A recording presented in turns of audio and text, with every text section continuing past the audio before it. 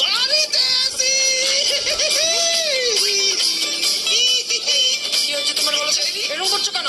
এই গরমকালে এরকম এক্সারসাইজ করতে হয়। নিশ্চয়ই কোনো গন্ডগোল আছে। বাড়িতে কে আছে?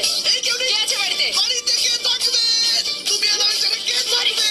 আরে, কে থাকবে? কে থাকবে?